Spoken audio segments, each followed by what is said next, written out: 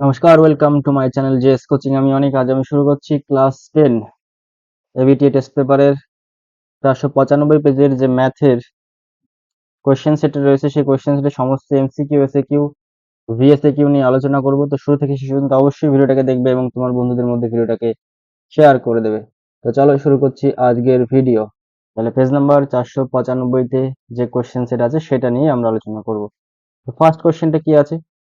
বলা আছে কোনো আসল তার বার্ষিক সবৃদ্ধি মূলের অনুপাত 25:28 হলে বার্ষিক সুদের হার কত হবে সেটা আমাদেরকে বের করে দেখাতে হবে। তাহলে আসল ও সবৃদ্ধি মূলের অনুপাত, তাহলে আসল যদি 28x হয়, ধরে নিলাম হচ্ছে সবৃদ্ধি মূল 28x, সেখান থেকে আসল হচ্ছে 25x, যদি বাদ দিই তাহলে আমরা সুদ পাবো। সুদ কত হবে? 3x টাকা, তাই তো? এবার এখান থেকে আমরা বলতে পারি সুদ 3x সমান সমান আসল কত আছে? আসল 25x, আর কত আছে জানি না, আর এর মান বের করতে হবে। টি কত আছে? 1 বছর। তাহলে টি এর জায়গায় আমরা 1 বসিয়ে দিলাম। আমরা জানি i is equal two PRT/100, সেই সূত্রে বসিয়ে দিলাম এটা। আর এটা কেটে গেল। এটা দিয়ে 25 দিয়ে 100 কে কাটলে হয় 4, 4 দিয়ে 15 কে গুণ করলে হবে, আর এর মান কত হবে? 4 দিয়ে 15 কে গুণ করলে 3 4 12। তাহলে অপশন নাম্বার বি হবে এটার অ্যান্সার, 12%। তারপর 2 এর দাগের কোশ্চেনটা কি আছে দেখো। বলা আছে কে X square plus 4x plus 5k is equal to 0 সমীকরণের বীজদ্বয়ের যোগফল তাদের গুণফলের সমান হলে কে এর মান কত হবে? সমীকরণের বীজদ্বয়ের যোগফল তাদের গুণফলের সমান হলে, ধরলাম সমীকরণের একটা বীজ আলফা অপর বীজটি বিটা, একটা আলফা অপরটি বিটা। এবার কোশ্চেন অনুযায়ী যেটা বলেছে সেটা হচ্ছে ওই বীজদ্বয়ের যোগফল মানে হচ্ছে আলফা প্লাস বিটা সমান সমান বীজদ্বয়ের গুণফলের সাথে সমান হবে। যদি হয় তাহলে কে এর মান কত হবে? তাহলে আমরা আলফা প্লাস বিটা মানে কি জানি? Minus B by A. Minus B মানে হচ্ছে 4 আছে, আর এ কত আছে? কে আছে, সমান সমান। আর হচ্ছে সি, বীজদ্বয়ের গুণফল হচ্ছে সি বাই এ হয়। সি কত আছে? 5k। 5k বাই এ কত আছে? কে আছে। এই কে কে কেটে গেল। তাহলে এখান থেকে আমরা এই কেটা সমান সমান কত পাবো? -4/5। -4/5 হবে এটার অ্যান্সার। তাহলে এটার অপশন নাম্বার বি হবে, এটারও অ্যান্সার বি হবে। তারপরে 3 দাগের কোশ্চেনটা কি বলেছে দেখো। 3 দাগের কোশ্চেনটা বলেছে দুটি বৃত্তের সাধারণ স্পর্শকের সংখ্যা কি হলে কি হবে? আচ্ছা, দুটো দুটো বৃত্ত ধরে এরকম আছে আলাদা আলাদা, এদের সাধারণ স্পর্শক কতগুলো হয়? একটা, দুটো, তিনটে, চারটে। তার মানে কি দুটো বৃত্তের সাধারণ স্পর্শকের সংখ্যা কতগুলো হতে পারে? 4টে হতে পারে। আচ্ছা, তাহলে এটা এই অপশনটা হবে ডি, কারণ 0 থেকে 4 এর সমান হবে। মানে এই যে স্পর্শকের সংখ্যা যে পি বলা হচ্ছে সেটা 4 এর থেকে ছোট অথবা 4 এর সমান হতে পারে, এবং 0 এর সমান অথবা 0 এর থেকে বড় হতে পারে। চাইলে আমরা একটাও স্পর্শক নাও আঁকতে পারি, চাইলে আমরা সর্বোচ্চ 4টা আঁকতে পারি। সেই জন্য অপশন নাম্বার ডি হবে এটার অ্যান্সার। তারপরে কোশ্চেন কি আছে দেখো, এটা 4 দাগের। বলা আছে cot theta is equal two tan n-1 theta হলে থিটার মান কত হবে? আচ্ছা, cot থিটাকে কি লিখতে পারি? আমরা cot থিটাকে লিখতে পারি tan 90 ডিগ্রি মাইনাস থিটা লিখতে পারি। আর এদিকে tan যেটা আছে সেটাই থাকবে, tan n-1 থিটা। ধরে নাও এই tan কেটে দিলাম, তাহলে 90 degree minus theta is equal two হবে n-1 থিটা। এরকম ভাবে হলো। এবার আমাদেরকে কিসের মান বের করতে বলেছে? শুধু থিটার মান বের করতে বলেছে। তাহলে এই থিটাটাকে আমরা এদিকে নিয়ে নেব, এই থিটাটাকে এদিকে নিয়ে নেব। তাহলে 90 ডিগ্রি ইজ ইকুয়াল টু কত হবে? n-1 theta. এই মাইনাস থিটা এদিকে আসলে প্লাস থিটা হবে। এবার এইখান থেকে আমরা থিটাটা কমন নেব। থিটাটা কমন নিলে কি হবে? n-1, আর এদিকে থিটা কমন নিলে +1 হয়ে যাবে। তাহলে -1 +1 কেটে গেল। তাহলে থিটা সমান সমান কত হলো? থিটা সমান সমান হলো 90 ডিগ্রি, বা 90 ডিগ্রিকে আমরা লিখতে পারি π/2। তাহলে এটার মান কত হবে? সরি, এখানে একটা n আছে, এখানটায় গন্ডগোল হয়ে গেছে। এখানটায় n থিটা হবে, সরি। তাহলে n থিটা সমান 90 ডিগ্রি হবে। তাহলে থিটা সমান সমান কত হবে? π/n হবে। থিটা সমান সমান কত হবে, pi by N. Option number B হবে এটার অ্যান্সার। তারপরে 5 দাগের কোশ্চেনটা কি বলেছে, 5 দাগের কোশ্চেনটা বলেছে একটি লম্ববৃত্তাকার শঙ্কুর ব্যাসার্ধের দৈর্ঘ্য একই রেখে উচ্চতা দ্বিগুণ করলে শঙ্কুর আয়তন বৃদ্ধি পায় কতটা।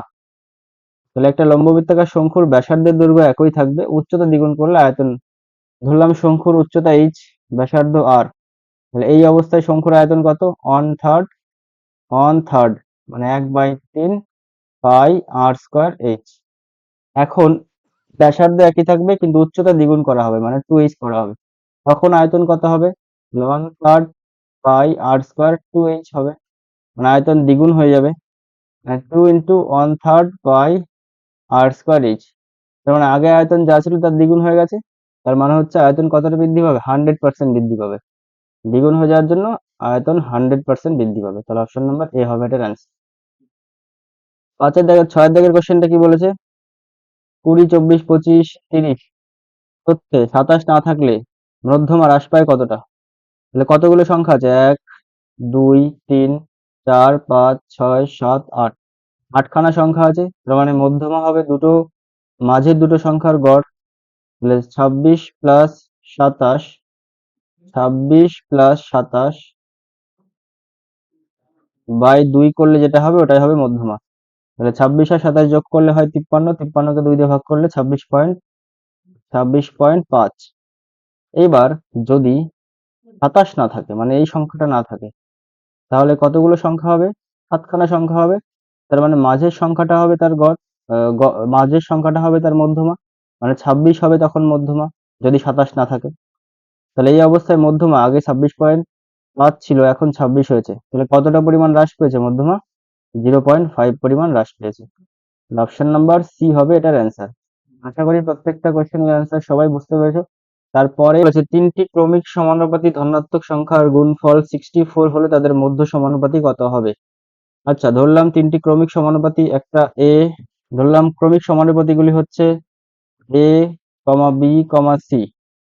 আচ্ছা, এটা যদি ক্রমিক সমানুপাতি হয় তাহলে আমরা বলতে পারি এ বাই বি সমান সমান বি বাই সি, তার মানে হচ্ছে বি স্কোয়ার সমান সমান এসি আমরা বলতে পারি। একইভাবে বি সমান সমান রুট অফ এসিও আমরা বলতে পারি যদি ক্রমিক সমানুপাতি হয়। এবার 3টি সংখ্যার গুণফল মানে হচ্ছে এ বি সি সমান সমান 64 বলে দিয়েছে কোশ্চেন, যদি হয় তাহলে আমাদের এই বি এর মানটা বের করতে বলেছে। তাহলে বি এর জায়গায় যদি আমরা একটা মান বসিয়ে দিই, তাহলে এক কাজ করি, আমরা এখান থেকে এসি সমান সমান বি স্কোয়ার বলতে পারি, তাহলে এসির জায়গা মানে এসির জায়গায় বি বি স্কোয়ারটা বসিয়ে দেবো, তাহলে বি ইন্টু বি স্কোয়ার মানে মানে হচ্ছে 64। আচ্ছা, বি কিউব হবে, বি কিউব সমান সমান 64, তাহলে বি সমান সমান কত হবে, বি কিউব সমান সমান কত হবে, 4 তার কিউব এই 64কে লেখা যায়, ধরে নাও কিউব কিউব উঠে গেল, তাহলে বি সমান সমান 4 হবে। তাহলে এটার যে মধ্য সমানুপাতি হবে সেই মধ্য সমানুপাতির মান কত হবে, 4। তারপরে কোশ্চেনটা কি আছে, বলা আছে সাইন 12 কস 18 এটার মান কত হবে। তাহলে সাইন 12 ডিগ্রি মতোই থাকলো, এবার হচ্ছে কস 18 মতোই থাকলো। এবার একটা কাজ করি আমরা, একদম সোজা জিনিস, এবার সেক 78কে আমরা কি লিখতে পারি জানো, সেক 78কে আমরা লিখতে পারি 1/cos 78, 1/cos 78 ডিগ্রি। এবার কোসেক 72 ডিগ্রিকে আমরা কি লিখতে পারি জানো, 1/sin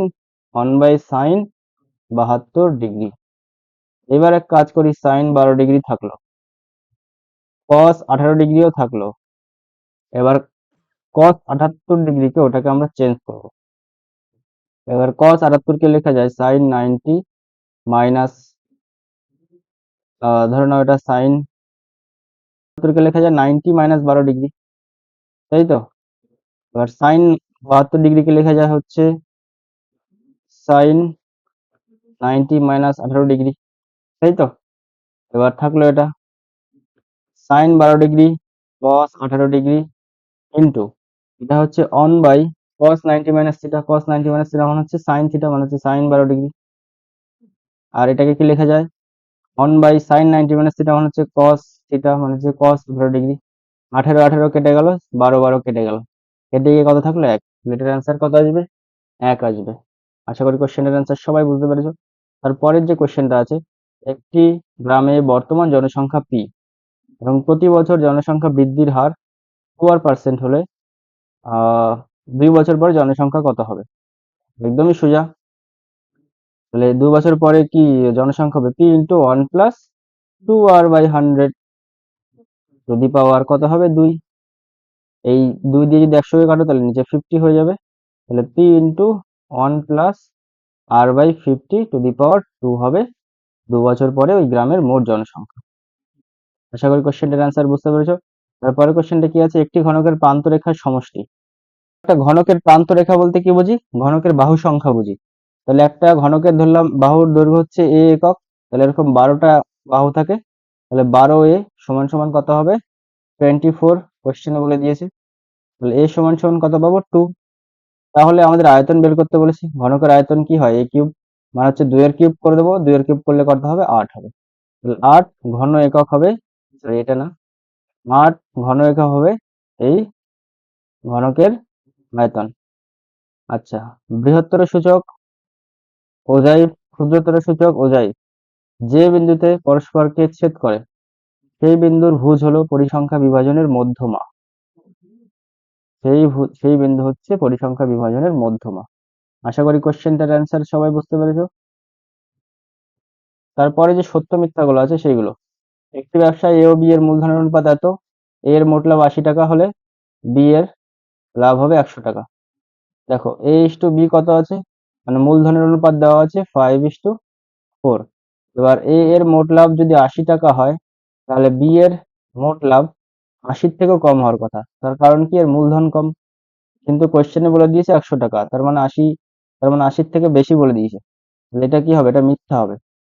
তারপরে কোশ্চেন, এ স্কোয়ার ভেরিজাস বিসি এবং বি স্কোয়ার ভেরিজাস সি হলে এ ভেরিজাস বি হবে। তাহলে আমরা এখান থেকে এ স্কোয়ার সমান সমান কে বিসি লিখতে পারি, আর বি স্কোয়ার সমান সমান কে সি এ লিখতে পারি, কে ওয়ান কে টু যা কিছু একটা দেওয়া যেতে পারে, কোনো অসুবিধা নেই। এবার আমাদেরকে বলেছে এ ভেরিজাস বি হবে। আচ্ছা, আর একটা জিনিস করতে পারি আমরা, এরকম না করে আর অন্যভাবে করতে পারি। সেটা হচ্ছে এ স্কোয়ার বি স্কোয়ার ভেরিজাস দুটোকে গুণ করে দিচ্ছি বিসি ইন্টু সি এ। তাহলে এ স্কোয়ার বি স্কোয়ার ভেরিজাস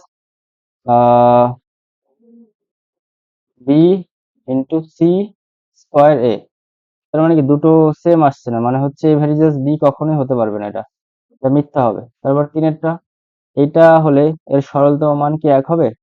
তাহলে সেক স্কোয়ার 27 ডিগ্রি। এবার কট স্কোয়ার 63 ডিগ্রি লিখতে পারি। কট 60 মানে হচ্ছে tan 90 degree minus tan 90 minus theta, মানে হচ্ছে কট থিটা, কট থিটা। কট 63 কে আমরা লিখতে পারি কট 90 ডিগ্রি মাইনাস হচ্ছে 27 ডিগ্রি। আচ্ছা, sec square 27 degree minus cot 90 minus theta মানে হচ্ছে ট্যান, এটা ট্যান স্কোয়ার হবে, tan square 27 degree. Sec square theta minus tan square থিটার মান সবসময় 1 হয়। তাহলে সরলতম মান 1 হবে, সেটি সত্যি। 4 দাগের কোশ্চেনটা কি বলেছে? দুটি সদৃশ ত্রিভুজ সর্বদাই সর্বসম হবে। মিথ্যা, সর্বদা সর্বসম না হতে পারে। আচ্ছা, 3, 14, 18, 20, 5 সত্যের সংখ্যাগুলোর মান 20।